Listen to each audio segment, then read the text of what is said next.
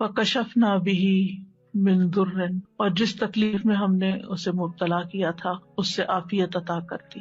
وآتیناہ اہلہ ومثلہم معہم، اور جس طرح انہیں پہلے اللہ تعالیٰ نے اہل و عیال اور مال و دولت اور صحت اور عافیت عطا کی تھی، وہ سب چیزیں اللہ تعالیٰ نے لوٹا دی، بلکہ اور بھی زیادہ عطا کی. اور دنیا کی نعمتوں کے ساتھ اس صبر پر آخرت کے بڑے اجر و ثواب کا بھی وعدہ کیا. اللہ تعالیٰ نے ایک دوسرے مقام پر ایوب علیہ السلام کے صبر کی تعریف کی ہے. انا وجدناہ صابرا نعم العبد انہ اواب، بے شک ہم نے اسے صابر پایا. اللہ نے گواہی دے دی کہ وہ صبر کرنے والے تھے. ہم صبر بھی کرتے تو بعض اوقات ایسی تکلیف میں ہوتے ہیں کہ سوچتے ہیں پتہ نہیں یہ بھی صبر ہے یا نہیں، یعنی ہمارا صبر بھی صبر ہے یا نہیں، اس میں بھی ڈاؤٹ ہو جاتا ہے. تو اللہ سبحانہ تعالیٰ نے ان کے صبر کو مان لیا کہ صابر ہیں. نعم العبد، کتنا اچھا بندہ. تو اس سے پتہ چلتا ہے کہ صبر کرنے والا، غم سے گزرنے والا جب صبر کرتا ہے تو اللہ تعالیٰ کا محبوب بن جاتا ہے. اور ساتھ ہی یقیناً وہ بہت رجوع کرنے والا تھا. یعنی اس کا یہ مطلب نہیں کہ پہلی دفعہ وہ دعا کر رہے تھے یا پہلی دفعہ وہ رب کی طرف انہوں نے رغبت کی تھی اتنے سال کی بیماری گزار کر، اور پہلے انہوں نے کبھی نہیں پکارا تھا.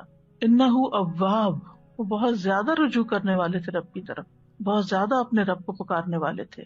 پھر فرمایا رحمتا من عندنا، انہوں نے ارحم الراحمین کہا تو یہاں پر اللہ تعالیٰ نے ان کو اپنی رحمت سے نوازا. رحمتا من عندنا، اپنے پاس سے رحمت عطا کی. اور یہ رحمت کیا تھی؟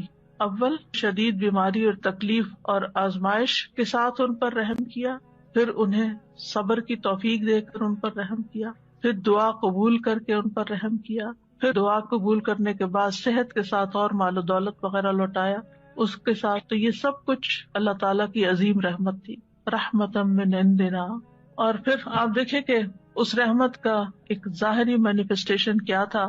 ابو ہریرہ رضی اللہ عنہ روایت کرتے ہیں کہ نبی صلی اللہ علیہ وسلم نے فرمایا، ایک بار ایوب علیہ السلام برہنہ غسل فرما رہے تھے کہ سونے کی ٹڈیاں آپ پر گرنے لگی، یعنی جیسے بارش ہوتی ہے. ایوب علیہ السلام انہیں اپنے کپڑے میں سمیٹنے لگے. ان کے رب نے انہیں پکارا کہ اے ایوب، کیا میں نے تمہیں اس چیز سے بے نیاز نہیں کر دیا جسے تم دیکھ رہے ہو؟ یعنی مجھے معلوم ہے کہ تمہارے دل میں اس کی کوئی لالچ نہیں، کوئی رغبت نہیں، تمہیں اس کی ضرورت نہیں، تمہارے پاس اللہ نے پہلے سے ہی بہت کچھ عطا کر دیا ہے، تو تم پھر کیوں یہ سمیٹ رہے ہو؟ ایوب علیہ السلام نے جواب دیا، ہاں تیری بزرگی کی قسم، لیکن تیری برکت سے میرے لیے بے نیازی کیسے ممکن ہے، یعنی اس سے میں بے نیاز نہیں ہو سکتا. تو بندہ مومن جو ہے وہ اللہ سبحانہ تعالیٰ سے دعا بھی کرتا ہے اور استغنا بھی برتتا ہے، دل میں لالچ بھی نہیں رکھتا. لیکن اگر اللہ تعالیٰ کی طرف سے بن مانگے اس تک کوئی نعمت پہنچتی ہے تو اس کو اللہ کی رحمت سمجھتا ہے، برکت سمجھتا ہے، اور اس سے تکبر کرتے ہوئے بے نیازی نہیں برتتا یا ایسا زہد اور ایسا تکشف ظاہر نہیں کرتا کہ لے جاؤ اس کو، اٹھا لو اس کو، مجھے نہیں چاہیے، مجھے کیا کرنا ہے، میرے پاس آلریڈی بہت کچھ ہے. ایسا رویہ اختیار نہیں کرتا. یہ بھی شکر گزاری کا ہی ایک انداز ہوتا ہے. اور ان کے دل میں یعنی ایک طرح سے یہ شکر گزاری تھی کہ یہ اللہ کی طرف سے آ رہا ہے، کیونکہ ظاہرہ کوئی انسان تو نظر نہیں آ رہا تھا جو ان پہ سونا برسا رہا ہو، اللہ سبحانہ تعالیٰ کی طرف سے ہی آ رہا تھا، اور ان کے وہم و گمان میں بھی نہیں تھا. اور جو چیز کسی لالچ اور کسی حرص کے بغیر انسان کے پاس آتی ہے تو اسے اللہ سبحانہ تعالیٰ کی ایک نعمت سمجھ کر شکر گزار ہونا چاہیے بندے کو. وَذِكْرَىٰ لِلْعَابِدِينَ، اور عبادت گزاروں کے لیے ایک نصیحت ہے اس واقعے میں. یعنی عموماً جو عبادت گزار لوگ ہوتے ہیں اگر ان کی دعا قبول نہ ہو تو بعض اوقات وہ مایوس ہونے لگتے ہیں، اتنی دعا کی پھر کچھ نہیں ہوا.